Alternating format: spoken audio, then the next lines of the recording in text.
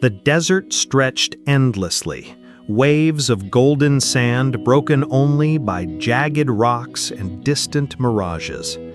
For Israel, the wilderness was not just a place, it was a season, a crucible of 40 years where a generation was tested, refined, and transformed. It began with freedom, an exodus from Egypt that shook an empire. The Red Sea had parted, manna had fallen from heaven, water had sprung from rocks.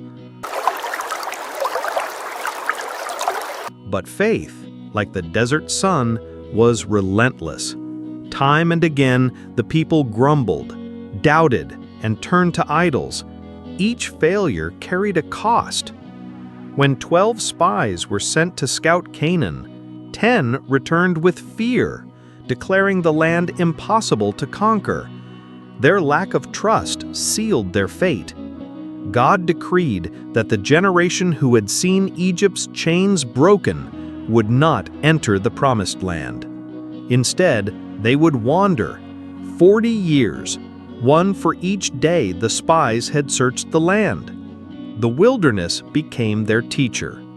Each morning, manna reminded them of God's provision. The pillar of cloud by day and fire by night guided them, even when they had no map. Children grew up knowing no home but a tent, and no stability but God's presence. Battles were fought, laws were given, leaders rose and fell.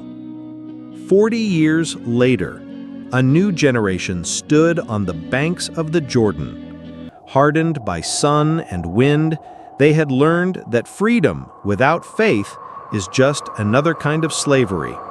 With Joshua leading, they would cross into the land promised to Abraham centuries before. The 40 years were not wasted.